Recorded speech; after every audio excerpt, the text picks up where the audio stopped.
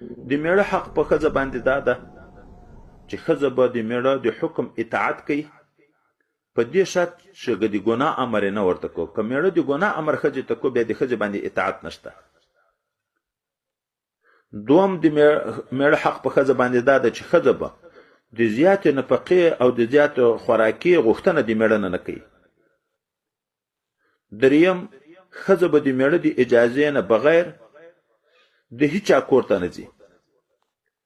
څلورم ښځه به د میړه د اجازې نه بغیر د میړه کور ته چاته اجازه نه کوي. د دې خپلوان دي، د تره زوی ورته راځي، د ترور زوی راځي او تره یې راځي، بل قریب یې راځي، د میړه د اجازې نه بغیر به یې چاته اجازه نه کوي.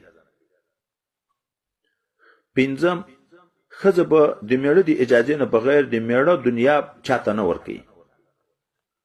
شپږم د میړه د اجازې نه بغیر به چې میړه په کور وي ښځه نفلي روژه بغیر د اجازې د میړه نه نیسي. نفلي لمونځ عبادت به د میړه د اجازې نه بغیر نه کوي.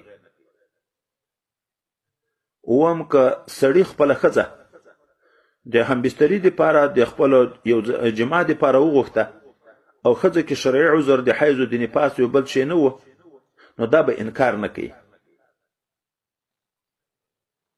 اتم کله میړه مسکین وي یا کله میړه په رنګ کې کمزوری وي، ښځه به د ده ته د مسکنت د وجې نه یا د رنګ د کمزوري د وجې نه په سپک نظر باندې نه ګوري. نم کوم کار چې په میړه کې د شریعت خلاف وویني نو ښځه به په ډیر ادب باندې میړه پوه کوي چې دغه خبره د شریعت خلاف ده، د هغه نه به منع کوي. لسم ښځه به میړه په خپل نامه باندې نه بولي، دا بې ادبي ده چې د میړه ته خپل نوم اخلي. یولسم ښځه به د هیچا په مخ کې د خپل میړه شکایت نه کوي. دولسم ښځه به میړه سره زبان درازي نه کوي، جوابونه به نه ورسره ګرځي. دیارلسم ښځه به د میړه د خپلوانو سره لکه خسرو، لیورو، لیورزیو دغه د هغو سره به جنګونه بحثونه نه کوي، د هغو سره به بد رویه او بد اخلاق نه کوي. او څوارلسم د میړه حق په ښځه باندې دا ده چې میړه مړ شي نو ښځه به دعا ورته کوي.